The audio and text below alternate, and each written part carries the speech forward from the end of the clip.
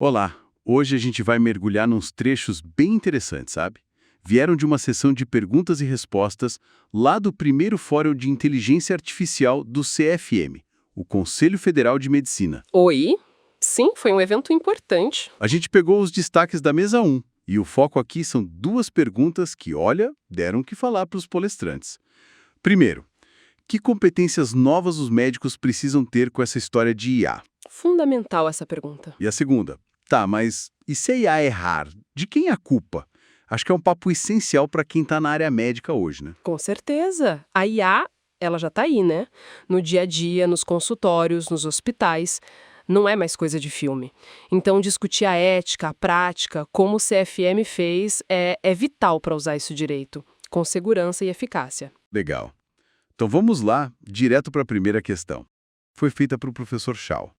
Com a inteligência artificial batendo na porta, que competências específicas o pessoal da saúde precisa, assim, desenvolver? Olha, o professor Shao, ele apresentou de um jeito bem claro.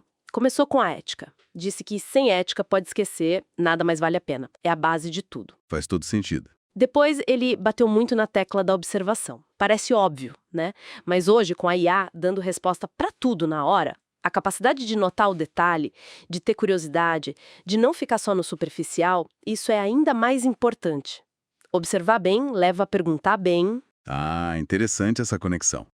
E essa coisa de fazer boas perguntas, junto com o raciocínio crítico, foi o terceiro ponto dele, é isso? Ele até usou uma imagem, tipo um treino de squash mental. Exato. Porque interagir com essas IAs generativas não é só receber informação passivamente.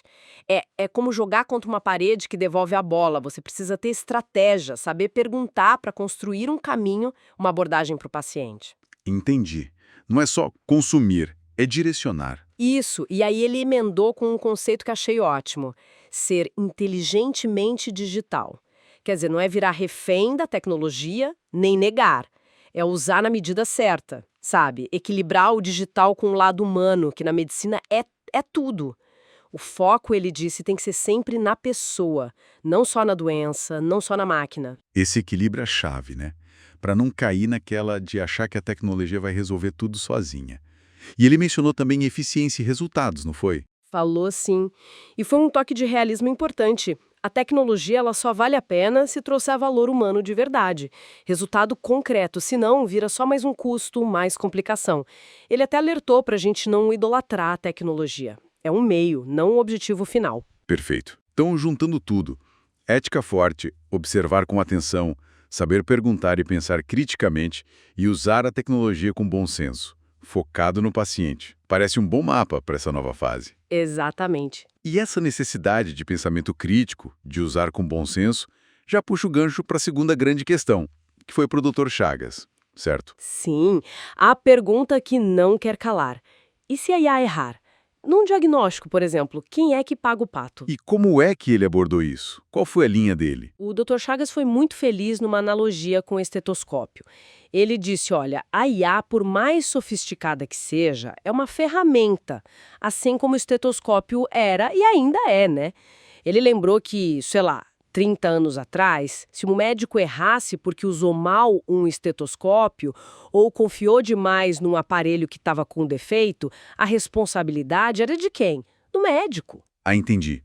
A ferramenta muda, evolui, mas a responsabilidade profissional continua ali, firme com o médico. Precisamente. Ele reforçou muito a primazia do julgamento clínico, o conhecimento do médico, a avaliação que ele faz do paciente, isso tem que prevalecer. Deu até um exemplo. O paciente chega com todos os sinais de dengue.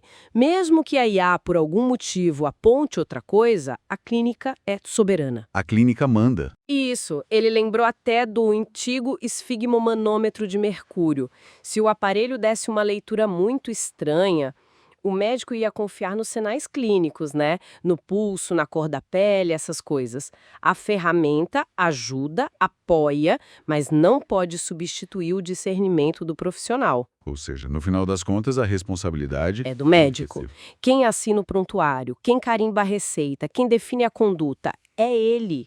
E o Dr. Chagas conectou isso direto com aquela habilidade que o Fórum Econômico Mundial vive falando que é a principal, o pensamento crítico. De novo, o pensamento crítico. Sim, A capacidade de olhar para a informação que a IA dá e pensar, isso faz sentido, está correto, se aplica a esse paciente? Se o erro acontece porque o médico aceitou a sugestão da IA sem criticar, sem avaliar direito, a falha, no fundo, foi do profissional nesse processo de avaliação. Entendi, fica bem claro então. As mensagens principais ali do fórum foram: a IA é sim uma ferramenta poderosa, mas ela exige novas habilidades do médico, ética, observação, pensamento crítico em destaque e, crucialmente, a responsabilidade pela decisão final continua sendo do profissional. Não dá para terceirizar isso para a máquina. Exato. E veja como as coisas se conectam, né? As competências que o professor Shaw listou, ética, observação, criticidade, são justamente o que permite ao médico usar a IA de forma responsável, como o Dr. Chagas defendeu. O pensamento crítico acaba sendo a ponte entre a ferramenta e a responsabilidade. Perfeito. Então, para a gente amarrar aqui, os pontos essenciais dessa discussão lá no Fórum do CFM reforçam isso. É preciso, sim, desenvolver competências específicas para lidar com a IA ética. Observação atenta, raciocínio crítico apurado, aquele equilíbrio humano-digital e a responsabilidade médica final. Essa continua sendo um pilar intocável da profissão. E sabe, isso tudo deixa a gente pensando numa coisa um pouco mais ampla, né? Como que essa integração da IA pode estar, na verdade, redefinindo não só as ferramentas que a gente usa, mas talvez o próprio significado do que é ser um expert em medicina hoje. Fica essa sensação de que se adaptar, aprender continuamente, vai ser mais do que nunca parte essencial da jornada de quem está na área da saúde.